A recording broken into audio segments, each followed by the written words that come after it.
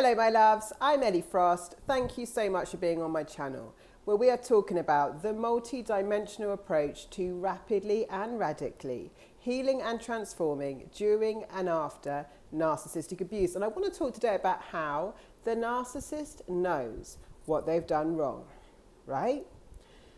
The fact we even have to talk about this is because the trauma caused by narcissistic abuse or any abuse, like, because I grew up in an abusive household with both parents. I got into narcissistic abusive relationships intimately and in business. And the thing is with it, we live in denial because that's part of trauma. So when we hear about cognitive dissonance, the idea of cognitive dissonance is just that your mind cannot hold on to two opposing ideas. They can't hold on to my dad loves me and my dad abuses me, right?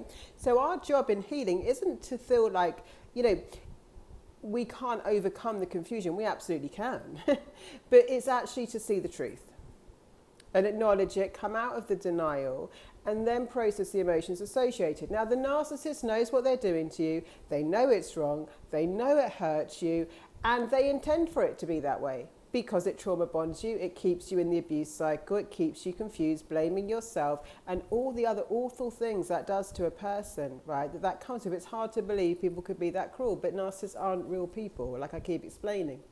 So they're working with a dark energy. They're not humanity-focused people, is what I mean. So this is how you can know this without a shadow of a doubt.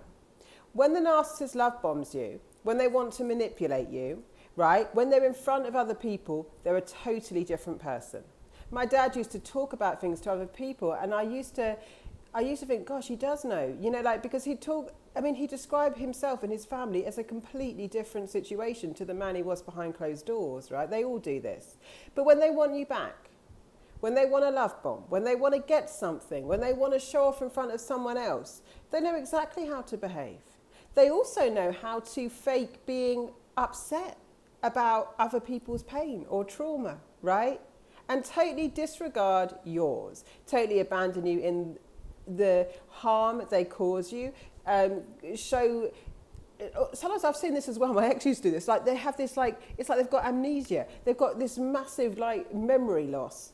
This is all part of the abuse cycle. So you're confused because guess what? Your heart does not want to believe that the person that you love could treat you like this. You think there must be a mistake. We want to give the benefit of the doubt, but we've got to learn some better skills for life, especially if you come through these cycles. We've actually got to learn the opposite of what a lot of other people have to learn, which is to put ourselves first, because most people in these cycles have learned to be so eroded, so self-sacrificing, so self-abandoning.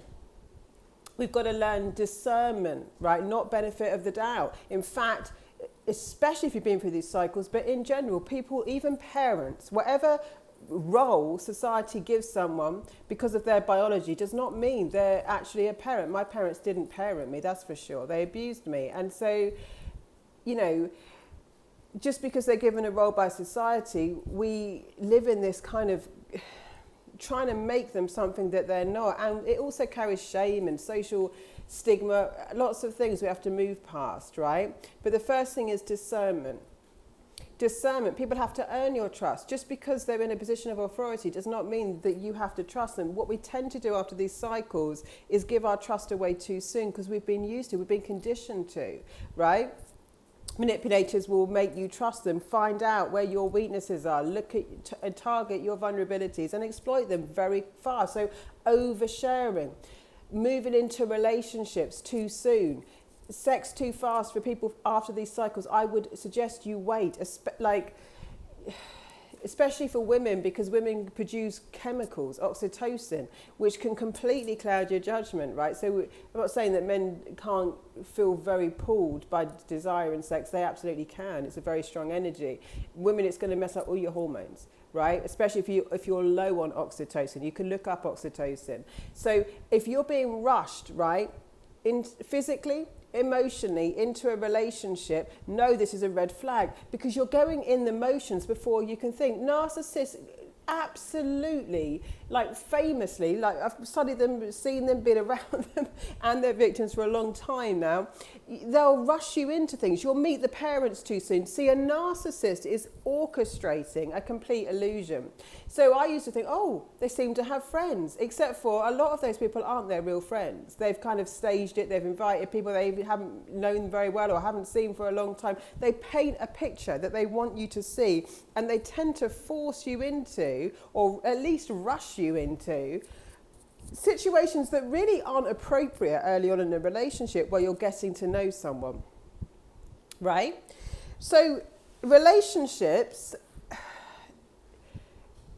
are like such a key area of our life, and it's about balance. So it's like it wants to be kind of an even give and take in everything, in sharing, in emotional disclosure. Your partner isn't your therapist, so there's boundaries, there's consent, but you also want to not be spun around. So what they'll tend to do is get you talking about yourself, and if you've been neglected, it will feel really refreshing that someone cares about you. Many of us have not, I mean, I spent most of my life where it felt like no one cared about me, so I was easy prey in some ways, because if people showing that they were interested in who I was, not just what I could do, right? I didn't necessarily discern bad motives, right? So it's not that we're projecting bad motives, but we're not here to project good motives either. We're here to use our judgment, to trust our bodies, to feel into it. If something feels off in your body, trust that first, right? Because normally our intuition knows. You haven't got to have a logical reason. Your body senses things. And know that, like, getting to know someone is a process that, and again, please don't buy into whatever ideas you have in your subconscious mind about I'm running out of time, or I'm being left. We've got all these things in our society. I'm being left on the shelf. There's no good people, no good partners available. None of that is true. That's all just a belief system, right? But what we want to do is actually value ourselves. When you actually come into your own, like, enjoying your relationship with yourself, it's kind of like, I have such a good time with myself, right? That I can enjoy my own time. That's something to work on. Honestly, that's something to work on. If you can't do that yet, work on that first. Because if you can't enjoy your time with yourself, then you're going to be looking for distractions to fill up your time.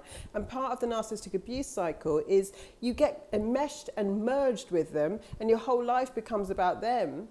But part of that is, you're being distracted from who you are, and you want to learn how to have a fantastic, what I call self-partnership, relationship with yourself, right? Where you actually start enjoying yourself, taking yourself out, doing the things you want to do, enjoying it. That does not mean you don't want other people in your life, but if you can't cultivate a great relationship with yourself, right, then how are you going to show a partner how to do it? How you like to be treated. You see, in healthy relationships, we can show our partners what works for us by how we treat ourselves, right? People don't always treat you how you treat yourself. Narcissists will try and destroy you, right? But if you've got a very strong relationship with yourself, you can enjoy your time. Having the company of someone else is a bonus, is a benefit, is something like a cherry on top, but not something that's filling a void that you're not filling in yourself, right? If you can't be happy on your own, there's healing to do. It's not that you're meant to live in isolation. It's just that isolation shouldn't make you go for distractions that are unhealthy. Any addiction is, and I'd say the narcissistic abuse cycle is stronger than an addiction, but addictions are defined by doing something that's bad for you, that kind of feels good in the short term, but ultimately causes you harm, right? Abuse cycles do that. So whatever the hit is, whatever the rush is, whatever you're thinking they provide, that's your first job, to make sure that you can provide that to yourself. Because the narcissist, as you get into these cycles, will convince you that you need them, right? When actually you don't need them at all, right? Not when you're healthy. And when someone comes into your life and you're filled up with yourself and you're filled up with your life, then you're just both an addition to each other's life in a beautiful way. And you're not codependent there. You're not sticky there.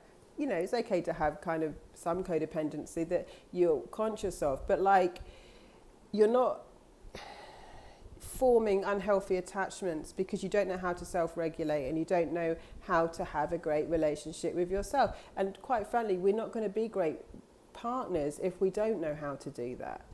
Yeah, if we need someone to fill our voids, if we need distraction, if we need drama, if we need whatever it is that's fueling something that's missing inside of us, I'm promising you there's a much better way to live. And that is to start with being wholesome in yourself, right? You're not broken, or not in a way that can't be completely like restored. It's just that this like cultivation of a self-relationship, a self-partnership is the first place to start. So if you want to join Sovereign for July, let me know, or Live Fully Now.